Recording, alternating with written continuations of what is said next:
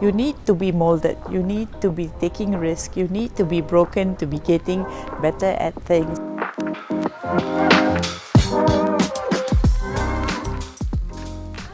Welcome everyone to a very special edition of Tea with Tea. Today I'm joined here with Helen, but Helen, maybe you just introduce yourself. Where are we and what do you do normally? Welcome to Kuala Lumpur Tea. It's so wonderful to have Tea with us in Kuala Lumpur. He's been to this office for the first time, so right. Welcome. Selamat datang in Malaysia language.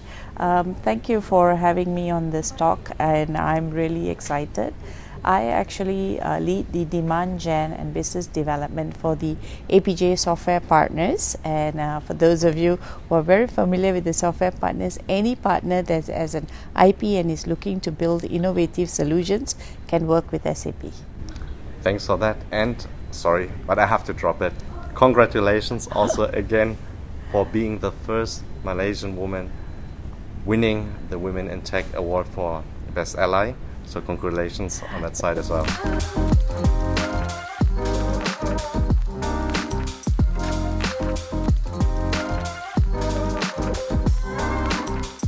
Thanks, T. It's a lot of teamwork as well.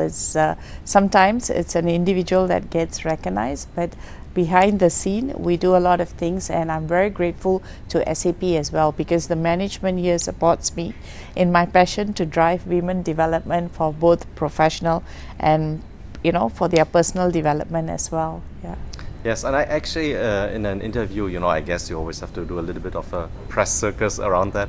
But I want to dig deeper today into some of the things you mentioned, because I thought them very inspiring, and that's why I want to share them today. Let's start with a quote which you mentioned, which was, "No grit, no pearl." What do you mean by that personally?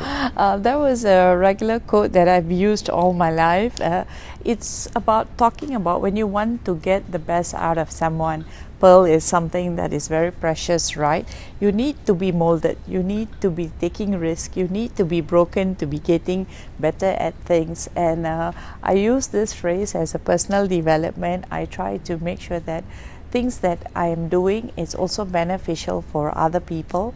What's in it for me? That's something that everyone would ask, right? But we have to also think about what's in it for someone else. So when you think about no grit, that means if you don't take any risk in life, if you do not fail and then climb up again, then you will never see this pearl. That's why that quote is really resonates to things that I wanted to do. Yes, and thanks for sharing. I think this is really great analogy with the pearl being molded. But when you think about, let's say, leaders, they're not really born, they're also molded, right? And there was another topic I found very interesting, you mentioned there, was about the value of reverse mentoring. So can you explain what reverse mentoring is for the ones who don't know this concept, and also share some of your experiences with it then? Well, sure, happy to do that. Reverse mentoring is literally what we learn from someone of a different age group, or even from a different era.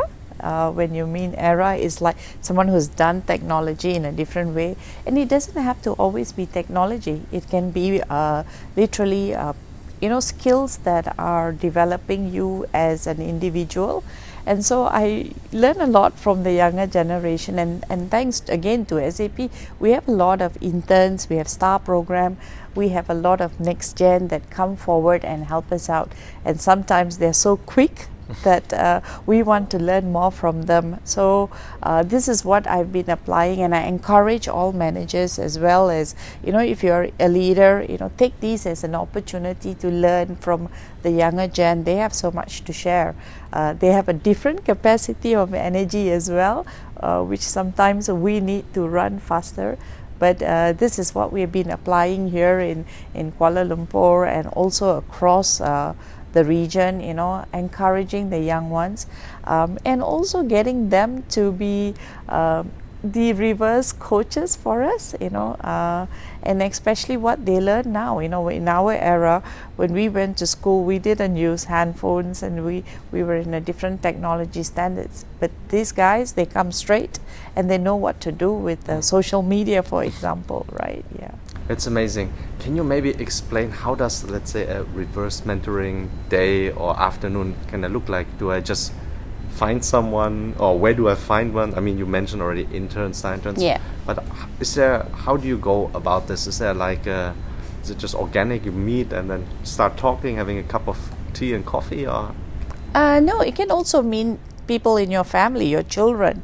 They can coach you to do something. They would have learned something through other connections, right? So it is important for us to look at our own family, our own circles, right? I do quite a bit of youth programs within my community, so sometimes I'm learning from the youths who are not from the corporate world. They are people who are literally in colleges, who have parents who are working in different capacity.